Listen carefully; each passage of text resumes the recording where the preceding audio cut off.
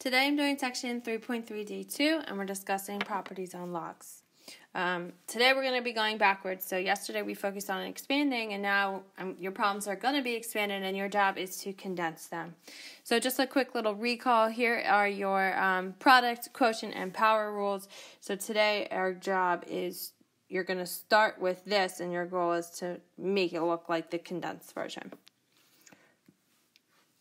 So for letter A, I have log base 4 of 2 plus log base 4 of 32. So I'm looking at the sign between the two logs because it's plus. That means it's the product rule. So I'm going to condense them. So I have log base 4, and I condense them to be 2 times 32. And obviously you wouldn't just leave it like that. You can actually multiply them. So you would say log base 4 of 64. Now, I can go further with that. I would say 4 to the what power gives me 64, and that would be 4 to the third. So this whole thing, your answer is going to end up just being 3 when it's completely condensed. Actually, let me explain that one different way. Rather than evaluating it, let's kind of discuss it in the terms of the properties. So I could say this is log base 4, 64 is 4 to the third power. Then I use the power rule. I move the 3 out front. And then we know the property that says log base 4 of 4 becomes 1, and that's why the answer becomes 3.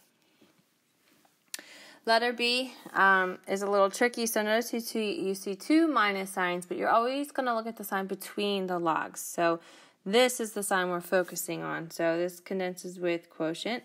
So the 4x minus 3 is in the numerator, and the x is in the denominator. A lot of common mistake is that students will write log twice. They'll write it in the top and the bottom. Only one log when you condense.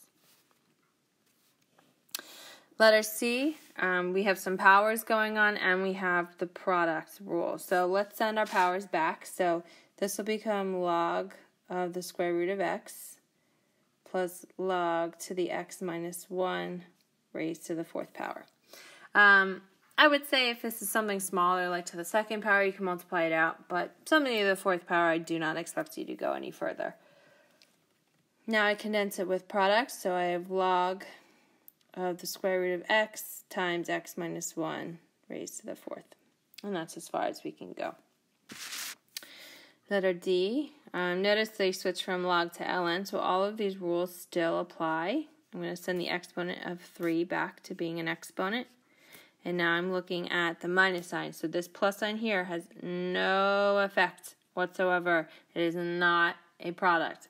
It is a quotient because there's a minus between the two natural logs. So the answer will be x plus 7 raised to the third all over x. And that's as much as we can do for letter D.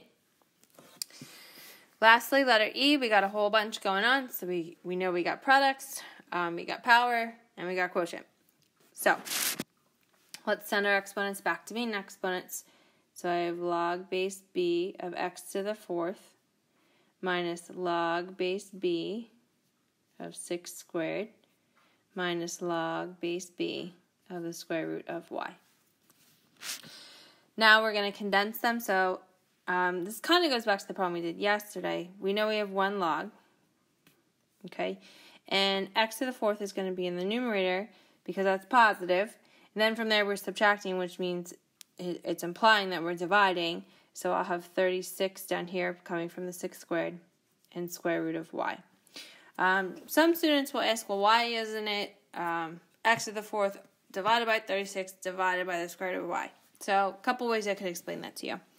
Technically, you could factor out a -1, and that's where this log base b of 36 and this would change to be plus log base b of the square root of y.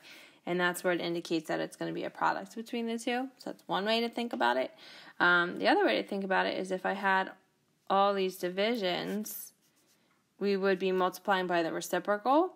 So I would keep change flip. So I'd have x to the 4th over 36 times 1 over the square root of y, because this is root y over 1, and that's would put us right back to being there. So there's kind of two ways to kind of explain that or justify why they're both in the denominator. All right, that's all for today.